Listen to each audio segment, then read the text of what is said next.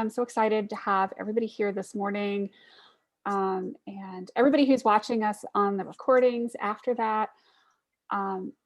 I am actually really stoked about our next speaker. She is a friend of mine, and she has been one of my inspiration stories and just inspiring people in my life. And she's rolling her eyes at me. I think I just embarrassed her.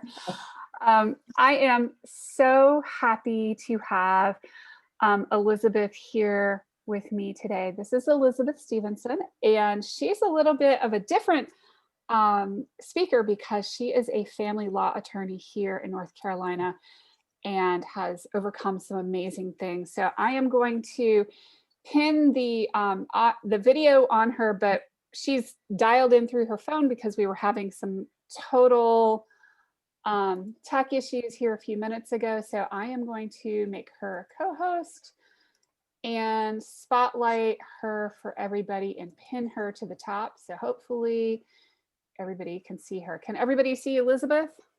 I can see everybody. Can you hear me? Yes. Okay, cool. First, I want to say thank you, Haley, for inviting me to be a part of the summit. I am truly, truly grateful for that. I want to spend my time I have together with you today to talk about why some people are successful and others are not. I'm not going to talk to you about family law, I promise. And I would proffer to you today that people are successful or not because they are grateful. Because you can't be successful if you don't come from a place of gratitude. You don't wake up one morning with a 7-figure business and for the first time say, oh, thank you, that I'm successful. It's not like the age-old question of what comes first, the chicken or the egg, because I don't believe that can be answered. We know what must come first, and gratitude must come first. And what do I mean by gratitude? Robert Edmonds, perhaps the world's leading expert on gratitude, says that gratitude has 2 key components. First, it's an affirmation of goodness.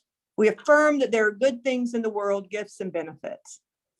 The second part of gratitude is we acknowledge that other people gave us many gifts, big and small, to help us achieve goodness in our lives. And I want to add a third to that, that I believe that everything that happens in our lives, whether good or bad, we should be grateful for. People come to gratitude from many different paths. I come to gratitude from a path of shame. And many of us equate shame with guilt. And they're 2 very different concepts. Guilt is you did a bad act. And doing a bad act, you can't go back and erase it. You can't go back in history and say it never happened, but you can work toward redemption. And you can work toward resolution, and you can work toward forgiveness, and you can work toward moving forward. Shame is that you are the bad thing. You are the thing that is damaged. You are the thing that is broken. And if you view yourself this way, then you believe you have no value. You have nothing to offer anyone else. And why is this important to being successful? Because in its most basic definition, a successful business entrepreneur provides something of value that other people want. You find value within yourself, and you find a way, and you take the courage to take that value to others. Dr. Steve Maboli tells us this about shame. The truth is, unless you let go, unless you forgive yourself, unless you forgive the situation, unless you realize the situation is over, you cannot move forward. When you're mired in shame, you expend all of your energy trying to conceal your authentic self. You want to control your narrative. So you have these blinders on, and you can only look forward. You can't look left, you can't look right, you can't look up, you can't look down. You can only look straight ahead. And when you only look straight ahead, you miss opportunities. You cannot see what you have to offer of value to anyone. You never find the courage to take those risks. And we all know that taking risk is what leads to success.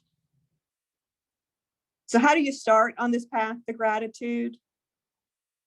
I say it starts with telling your truth, with being your authentic self, with trusting the world with your truth. Here is my truth. I am a survivor of childhood sexual abuse. Started when I was 6 and didn't end for many years. And what I learned from that was I learned to be quiet. I learned to be invisible. I learned it was my fault. And I learned I had no control over my life. What I really learned was that I was broken, that I was damaged, that I was bad. I lived my life in shame. I spent 25 to 30 years trying so hard to control my narrative that I didn't want anyone to find out that I was a high school dropout. I didn't want anyone to find out I was involuntarily committed to a mental institution when I told people what happened to me. I didn't want anyone to know that I'd spent a couple of nights in county jail, that I was an inpatient for an eating disorder, that I was mired in debt because I wanted to control my narrative. I wanted to control what people saw and thought of me. I expended all my time and energy, money, every waking moment, making sure no one found out that I was wrong, that I was damaged, that I was broken, that I had no value. If anyone found out, who in the world would hire me to represent their families in crisis? I've been practicing law for 20 years. I've only been successful financially for the last 5. I spent so much energy on the facade that I could not move forward. I didn't see the opportunities for growth and success. Without opportunity, without creativity, without solutions, you cannot be successful. Telling my truth led to healing. To heal, I had to face not only what happened to me, but what abuse I heaped upon myself. I got myself to a therapist and I did my work. And then those blinders began to loosen and I began to see the value in myself. And that led me to be able to trust. And I told one person when I was late 30s, early 40s, for the first time, everything that had happened to me and everything that had come from that. And that person did not go screaming from the room. They did not tell me I was damaged. They did not tell me I was broken. They did not tell me I had no value. They could have, but they didn't. Again, as blinders began to loosen. And as I told others my story, as I stopped trying to control my narrative, I began to see opportunities for growth and success. I got an undergraduate degree. I got a master's degree. I got a law degree at 40. I adopted my son at the age of 42. And I got married to the love of my life at 45. I would have never been able to do that if I was mired in shame. And you know what? Damn it. If the love of my life didn't get colon cancer and die 5 years ago. And you know what? I could have gone back to my life of shame. I could have gone back to, woe is me. I can't control anything. I have no value. I am broken. I am damaged. It literally took my husband taking his last breath for me to find gratitude in everything in my life. When he got sick, I closed my law practice. So when he died, I had no income. I had a 13-year-old to raise. So with those blinders off, I got a 1-room office. I had 0 clients. I had a laptop. I had some business cards. And in 2016, I opened New Direction Family Law. And New Direction Family Law, this is our philosophy. We move people from victim to victorious, and we move you from bitter to better. That we change the way we provide services to people in crisis. If I was still living in a place of shame, I would have never taken this risk. I now have a team of 13 people. I now have hundreds of clients, and I have a 7-figure law practice. And that's not, and I don't say that to be boastful. I say it to let you know that the path I have taken will lead you to success. If you be your authentic self, if you heal, if you trust, if you let the blinders come off, you will find success. But you will only do that when you come from a place of gratitude. Because I was no longer shameful, I found my authentic self. And I shared it with the world, whether they wanted to hear it or not. The simple act of waking up every day, being grateful for every little thing, is my path to success, and it can be yours too. I did what Dr. Steve Maboli said we must do. For what I had lost, I forgave the situation. I acknowledged that no matter how hard I tried to control my narrative, I was never going to do it. It was not going to work. I realized the situation was over, and I moved forward successfully. If I leave you with nothing else today, I want you to know this, that the average lifespan of a woman in the United States is 78 years old. I have maybe 20 years to go. I wasted a ton of time controlling my narrative, keeping my blinders on, and not finding my value.